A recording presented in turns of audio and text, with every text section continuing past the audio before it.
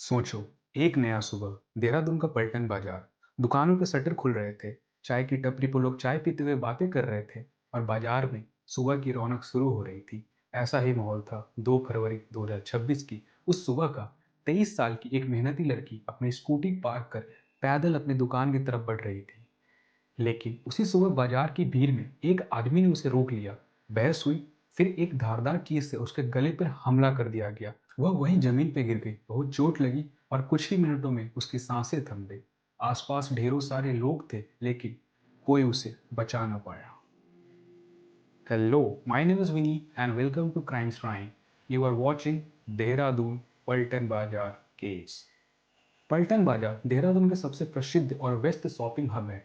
यह शहर का दिल माना जाता है। पलटन बाजार घंटा घर से शुरू होता है और आगे बढ़ते बढ़ते मच्छी बाजार तक पहुंच जाता है। लेकिन 2 फरवरी की सुबह की घटना ने इस बाजार को सदमे में डाल दिया। वो बाजार जो रोज हंसी मजाक से भरता था, वो उस दिन उदास हो गया। इस कहानी को समझने के लिए हमें पीछे आना होगा।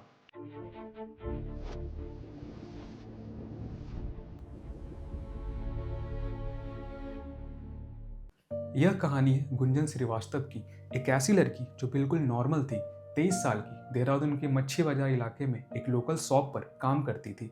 उसकी जिंदगी में कोई बड़ा ड्रामा नहीं था। सुबह उठना, घर से स्कूटी निकालना, बाजार पहुंचना, दुकान पर बैठना, ग्राहकों से बातें करना, शाम को घर लौटना, फैमिली के साथ खाना खाना, हंसी बोलना।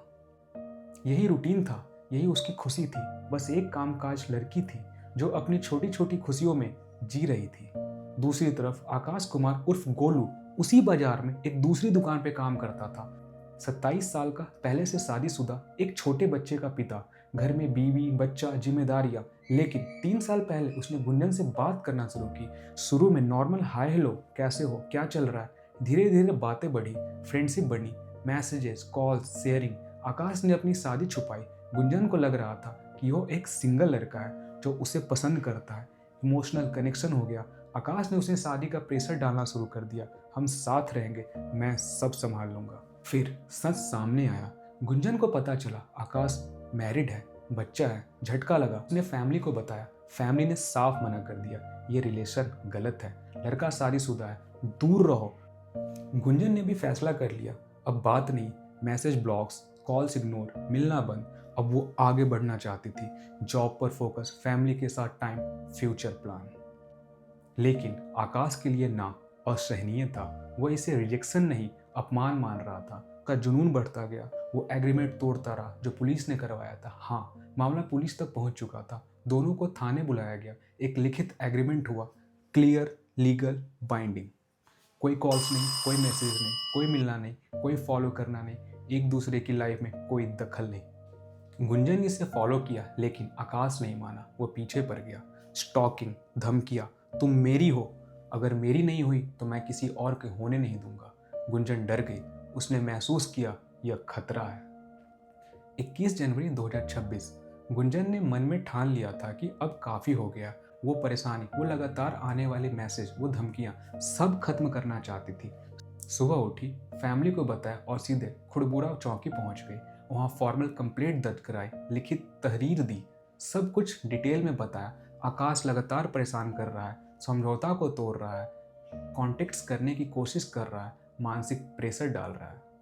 पुलिस ने कंप्लेंट ली, एफआईआर दर्ज हुआ, एक्शन शुरू करने का वादा किया गया। पुलिस टीम निकली, आकाश के घर पहुंची, दुकान पर गई, लेकिन फोन बंद, लोकेशन स्विच ऑफ। वो कहीं गायब सा हो गया। शनिवार पूरे दिन सर्च चला, रविवार भी। घरवाले से पूछताछ हुई, पड़ोसियों से, बाजार के आने वाले लोगों से, लेकिन कोई क्लू नहीं। जैसे आकाश प्लान कर रहा कुछ बड़ा करने का। वो छिप गया। पुलिस की नज़रों से बचते हुए गुंजन को लगा शायद अब वो केस दर्ज होने से डर गया होगा, शायद दूर रहेगा। फिर आया वो सोमवार, 2 फरवरी 2026। सुबह करीब 10 बजे, मच्छी बाजार का इलाका। बाजार अभी अभी जाग रहा था। दुकानदार शटर ऊपर कर रहे थे। चाय की केतली चूल्हे पर चढ़ रही थी, खुशबू फैल रही थी। लेकिन लोग आ जा रहे थे, स्कूटियां पार्क हो रही थी। सब कुछ वैसा ही नॉर्मल लग रहा था जैसे हर रोज। गुंजन हर रोज की तरह घर से निकली, स्कूटी पार्क की, फिर पैदल दुकान की तरफ चल पड़ी। तभी अचानक आकाश उसके सामने आ गया, रास्ता रोक लिया।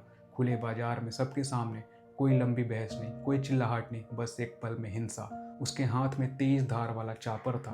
पहले वार में गुंजन की एक उंगली कट गई, दूसरे वार गले पर खून की धारा निकल गई। गुंजन चीखी लेकिन आवाज़ दब गई। वे जमीन पे गिर पड़ी। चारों तरफ अफरा तफरी मच गई। लोग सन्न रह गए। कुछ सेकंड तक कोई समझ नहीं पाया आखिर हुआ क्या है। आकाश ने हथियार फेंका और भाग निकला।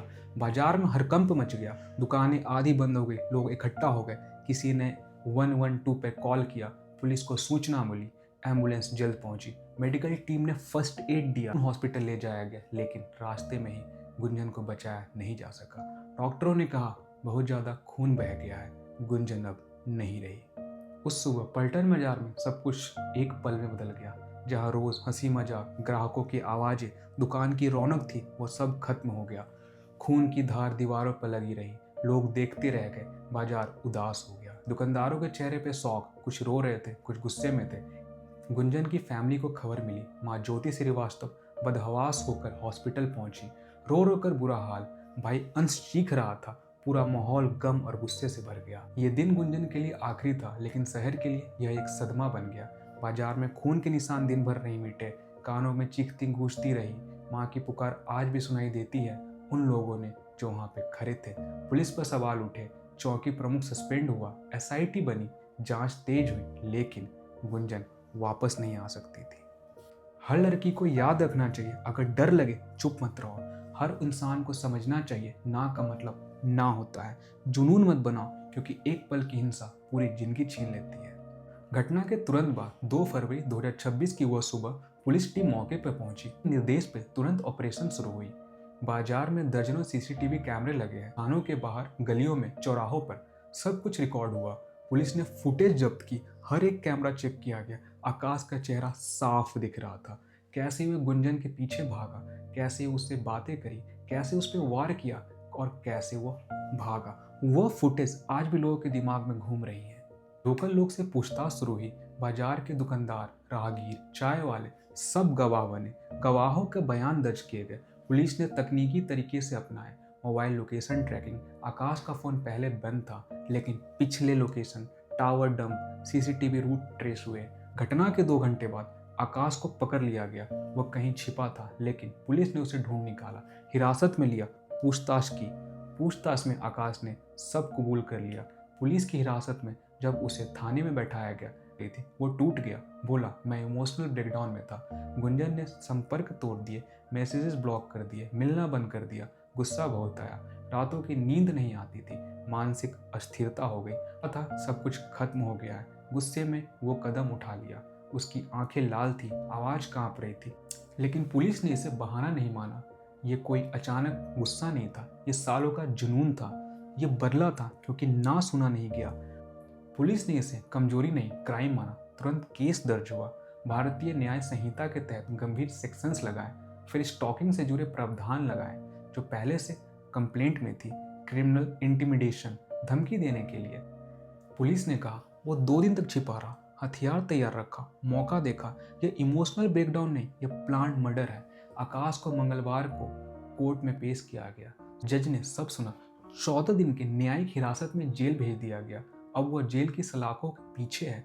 बाहर दुनिया जस्टिस फॉर गुंजन ट्रेंड करा रही है।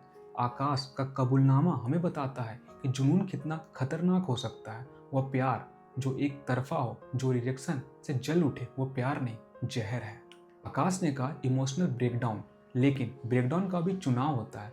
उसने हिंसा चुनी और गुंजन ने न चुना, और उसकी न की कीमत उसकी जान से चुकानी पड़ी।